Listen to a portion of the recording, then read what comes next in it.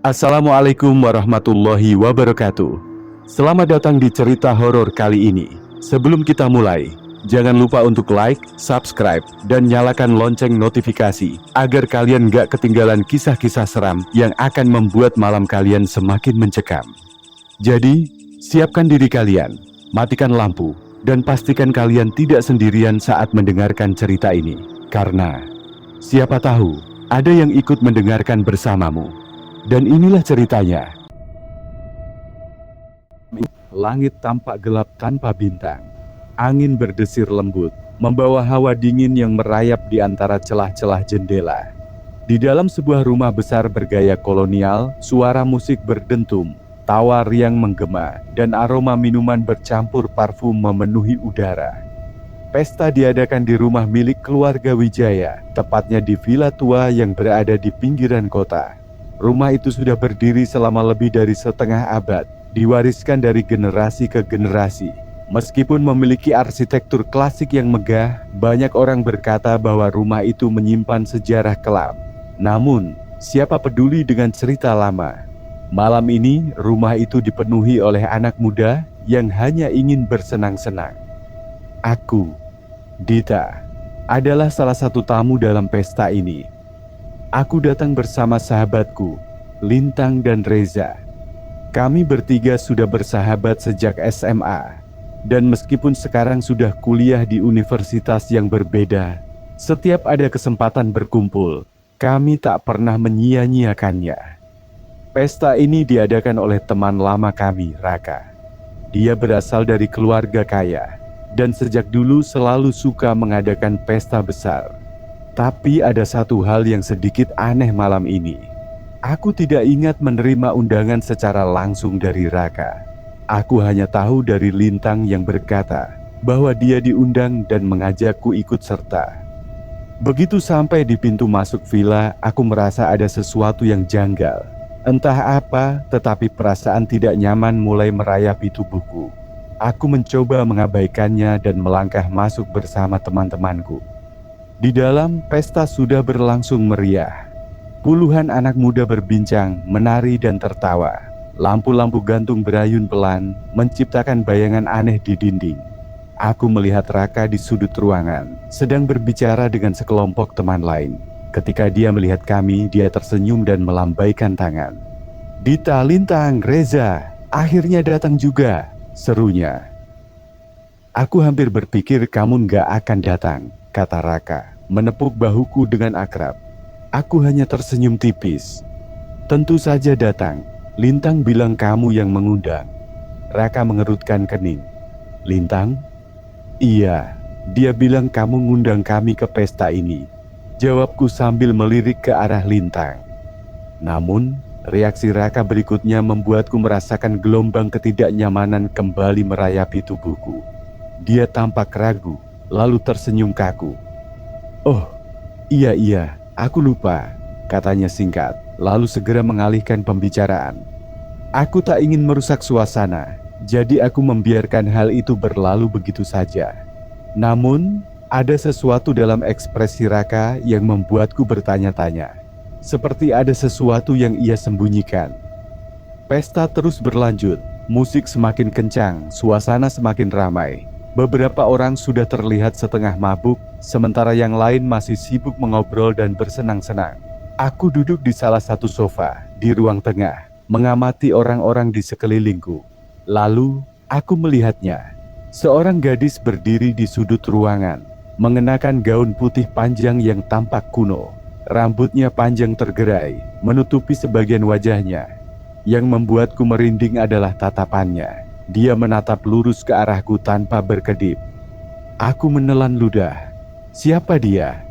Aku yakin aku belum pernah melihatnya sebelumnya. Aku menoleh ke Lintang dan Reza, bermaksud menanyakan apakah mereka juga melihat gadis itu. Namun saat aku kembali menatap ke sudut ruangan, dia sudah menghilang. Jantungku berdegup kencang. Aku yakin tadi dia ada di sana. Aku tidak mungkin berhalusinasi. Aku mencoba mengabaikan perasaan aneh itu dan kembali fokus pada pesta. Namun, beberapa menit kemudian, aku merasakan sesuatu yang lebih mengganggu. Suara bisikan halus di telingaku. "Kau tidak seharusnya ada di sini." Aku terlonjak dan menoleh ke sekeliling, tetapi tidak ada siapapun di dekatku. Perasaan merinding semakin menjadi-jadi. Aku memegang tangan Lintang dengan erat. "Kamu kenapa, Dit?" tanya Lintang, terlihat khawatir. Aku menggeleng cepat. Enggak apa-apa, cuman merasa agak pusing." Lintang menghela napas. "Kalau kamu enggak enak badan, kita bisa pulang sekarang." Aku mengangguk ragu, tetapi sebelum aku sempat memutuskan apapun, tiba-tiba listrik di rumah itu padam. Ruangan yang tadi terang benderang kini berubah gelap gulita. Hanya suara-suara panik dan bisikan samar yang terdengar. Aku mencengkeram tangan Lintang lebih erat. Lalu, terdengar suara tawa. Bukan tawa bahagia, tetapi tawa pelan yang dingin dan menggema. Tawa yang berasal dari sudut ruangan yang gelap. Aku bisa merasakan hawa dingin menjalar di punggungku. Ada sesuatu yang tidak beres di sini. Dan aku semakin yakin bahwa ada tamu di pesta ini yang tidak seharusnya ada di sini. Lampu padam. Ruangan yang tadi riuh berubah menjadi lautan bisikan panik. Beberapa orang mulai mengeluarkan ponsel mereka, menyalakan senter untuk mencari tahu apa yang terjadi. Namun, meski cahaya dari layar-layar ponsel berpendar di sekeliling ruangan, perasaan gelap yang menyelimuti suasana terasa lebih dari sekadar ketiadaan cahaya. Aku masih menggenggam tangan Lintang erat. Di sebelahku, Reza berusaha menyalakan senter ponselnya, tetapi anehnya, layar ponselnya tetap gelap. "Aneh, ponselku tiba-tiba mati," gumamnya. Aku melihat sekeliling, mencoba menemukan Raka, tapi bayangannya tidak terlihat dimanapun. Yang membuat bulu kuduku meremang adalah suara tawa yang tadi sempat kudengar. Sekarang suara itu berubah menjadi sesuatu yang lebih menyeramkan. Bisikan, lirih, lembut, dekat. "Pergilah." Aku menoleh ke belakang, tetapi tidak ada siapapun di sana. Aku bisa merasakan napasku semakin berat. Apakah aku satu-satunya yang mendengar suara itu? Tiba-tiba terdengar suara dentuman keras dari lantai atas villa, seolah-olah sesuatu yang berat terjatuh. Pesta yang tadinya penuh tawa dan kebisingan kini berubah menjadi lautan ketegangan. "Raka, apa ini bagian dari pesta?" tanya salah satu tamu dengan suara yang sedikit bergetar. Tidak ada jawaban. Beberapa orang mulai menyalakan ponsel mereka, mencoba mencari tahu apakah ada pemadaman listrik di daerah ini. Namun, sinyal di dalam rumah ini sepertinya juga mati. Lintang menarik tanganku. "Dita, aku nggak suka ini. Kita harus pergi dari sini." Aku mengangguk. "Tapi di mana Raka?" Belum sempat kami melangkah ke arah pintu keluar, suara langkah kaki terdengar dari lantai atas. Suara itu lambat, berat, seperti seseorang sedang menyeret sesuatu. Semua orang yang masih berada di dalam villa menahan napas. Tiba-tiba, seorang tamu bernama Dimas memberanikan diri berteriak. "Hei, siapa di atas? Ini nggak lucu." Tidak ada jawaban. Kami semua menatap ke arah tangga yang menuju lantai atas. Dalam cahaya temaram dari beberapa ponsel, aku bisa melihat bayangan samar di atas sana. Bayangan seseorang. Aku memicingkan mata. Siapapun dia hanya berdiri diam di puncak tangga, menatap ke arah kami. Wajahnya tertutup kegelapan, tetapi aku bisa merasakan tatapannya menembus tubuhku. Lalu, dalam sekejap sosok itu bergerak. Bukan turun dengan langkah biasa. Tidak, sosok itu berlari ke arah kami dengan kecepatan yang tidak wajar. Beberapa orang menjerit dan berhamburan menjauh. Aku menarik Lintang dan Reza berlari ke belakang sofa. Ketika aku menengok lagi ke arah tangga, sosok itu sudah tidak ada. Seketika, lampu menyala kembali. Semua orang terdiam dalam ketakutan. Kami saling pandang seolah berharap ada seseorang yang bisa memberikan penjelasan atas apa yang baru saja terjadi. Namun, di antara semua wajah yang aku kenali di ruangan ini, ada satu wajah asing. Di sudut ruangan, berdiri seorang gadis dengan gaun putih panjang. Dia tidak bergerak, tidak berbicara. Dia hanya tersenyum. Aku mengenalinya. Dia gadis yang tadi kulihat sebelum listrik padam. Aku menelan ludah. "Lintang, kamu lihat dia?" bisikku. Lintang mengikuti arah pandanganku, lalu wajahnya tiba-tiba pucat. "Dita, siapa dia?" Aku tahu Lintang juga melihatnya. Jadi aku tidak berhalusinasi. Gadis itu melangkah maju. Dengan tenang, dia melewati kerumunan yang masih diam ketakutan. Tidak ada yang menyapanya, tidak ada yang menghalanginya.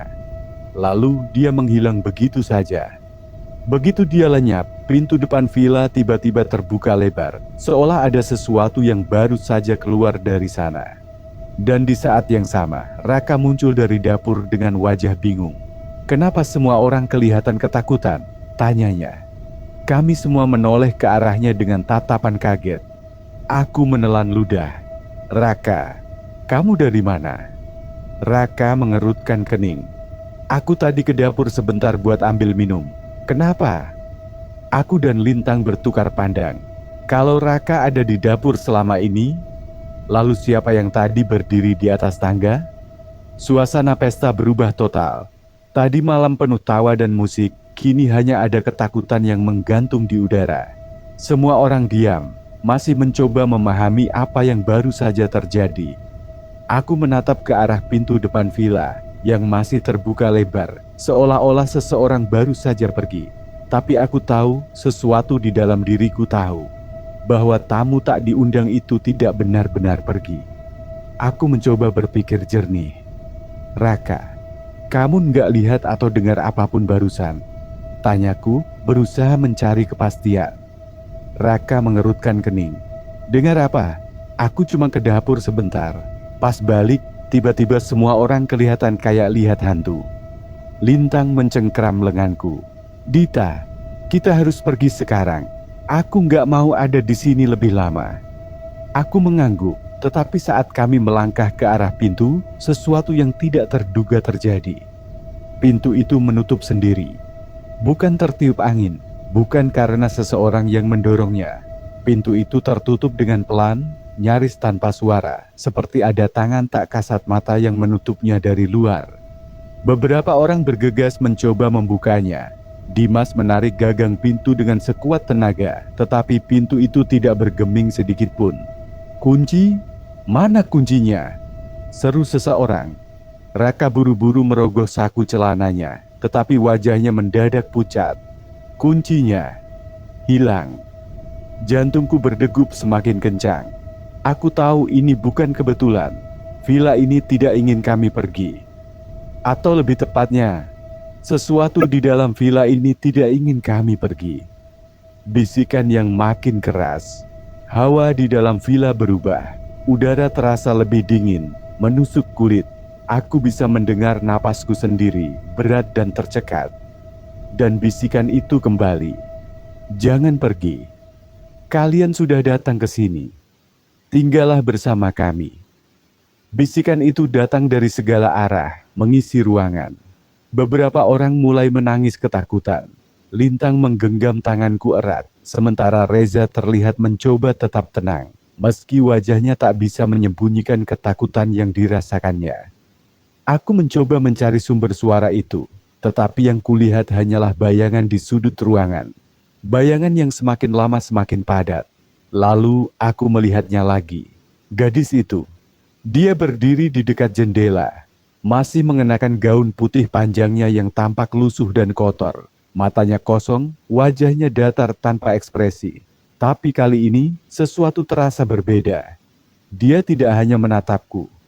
Dia tersenyum. Aku mundur selangkah, tetapi tiba-tiba kepalaku terasa berat. Mataku berkunang-kunang, dan dalam sekejap, semuanya menjadi hitam. Rahasia Villa Wijaya. Ketika aku sadar, aku sudah berada di tempat yang berbeda. Bukan di dalam ruang tamu villa, tetapi di sebuah kamar tua yang dipenuhi debu. Cahaya bulan menyorot masuk melalui jendela kecil, menerangi perabotan lama yang tampak tak tersentuh selama bertahun-tahun. Aku mengerjap, mencoba memahami apa yang terjadi. Bagaimana aku bisa ada di sini? Lalu aku mendengar suara langkah kaki. Pelan, dekat. Aku menoleh. dan di sana dia berdiri. Gadis itu. Aku ingin berteriak, tetapi suaraku tercekat. Dia hanya berdiri di ambang pintu, menatapku dengan mata kosongnya. Lalu dia berbicara. Suara itu terdengar jauh, berbisik seperti datang dari dunia lain. Kalian tidak seharusnya datang ke sini. Aku menelan ludah. Siapa? Siapa kamu? Suaraku bergetar. Gadis itu tidak langsung menjawab. Dia melangkah mendekat, dan aku bisa melihat wajahnya lebih jelas sekarang. Kulitnya pucat, hampir transparan dan matanya terlihat kosong. Tidak ada kehidupan di dalamnya. Lalu dia berbicara lagi.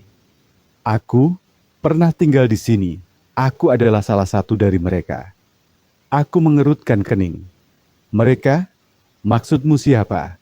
Gadis itu mengangkat tangannya, menunjuk ke salah satu dinding kamar. Aku mengikuti arah jarinya dan melihat sesuatu yang membuat darahku membeku. Di dinding itu tergantung sebuah foto lama, foto keluarga. Aku mendekatinya dengan ragu, membersihkan debu yang menutupi kaca bingkai foto itu. Ada seorang pria dan wanita berdiri di tengah dengan senyum tipis. Di sebelah mereka, seorang anak laki-laki kecil. Dan di ujung kanan, gadis itu. Dia ada di dalam foto itu. Aku mundur dengan napas memburu. Ini keluarga Raka.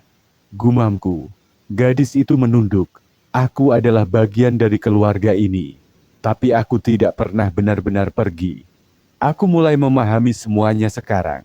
Villa ini menyimpan rahasia kelam. Kamu meninggal di sini? Tanyaku pelan. Dia mengangguk. Aku tidak diinginkan di keluarga ini. Mereka menganggapku aib. Aku dibuang. Suara gadis itu terdengar pilu, penuh luka yang tidak pernah sembuh. Aku bisa merasakan kesedihan dan kemarahan dalam setiap kata yang diucapkannya. Aku menelan ludah. Lalu kenapa kami? Kenapa kamu tidak membiarkan kami pergi? Gadis itu menatapku dengan sorot mata yang dalam. Karena kalian telah memasuki rumahku. Aku menggeleng cepat. Tapi kami tidak tahu. Kami hanya tamu. Raka tidak pernah menceritakan tentangmu. Gadis itu tersenyum miris. Tentu saja tidak, karena dia tidak pernah tahu. Aku membela. Jadi bahkan Raka sendiri tidak tahu rahasia keluarganya? Tiba-tiba suara ketukan keras terdengar dari pintu. Aku menoleh dengan cepat, dan saat aku melihat kembali ke arah gadis itu, dia sudah menghilang. Aku terbangun di ruang tamu villa. Nafasku terengah-engah. Lintang dan Reza mengguncang tubuhku dengan cemas. Dita, kamu enggak apa-apa? Seru Lintang. Aku tersentak. Di mana gadis itu? Lintang dan Reza berpandangan. Siapa? Aku melihat ke sekeliling. Villa itu sekarang tampak seperti sebelumnya. Lampu menyala. Suara musik kembali terdengar dari speaker. Semua orang terlihat kebingungan, seperti tidak mengingat apa yang baru saja terjadi. Dan yang paling aneh, pintu depan villa kini terbuka lebar. Seolah-olah tidak pernah terkunci sebelumnya. Aku menatap Raka yang masih terlihat bingung. Aku ingin bertanya padanya tentang gadis di dalam foto, tetapi sesuatu di dalam diriku tahu bahwa aku tidak akan mendapatkan jawaban malam ini. Aku menarik napas panjang. Kita pergi dari sini. Tanpa menunggu lebih lama, aku, Lintang, dan Reza segera berlari keluar. Begitu melewati pintu villa, aku menoleh ke belakang untuk terakhir kalinya. Di lantai atas, di balik jendela kamar, aku melihatnya lagi. Gadis itu berdiri di sana, menatap kami dengan senyum tipis di wajahnya. Dan sebelum aku berbalik pergi, aku mendengar suaranya sekali lagi. Kalian boleh pergi kali ini, tapi jangan pernah kembali. Malam itu kami meninggalkan villa dengan satu hal yang pasti. Pesta ini memang diadakan oleh Raka.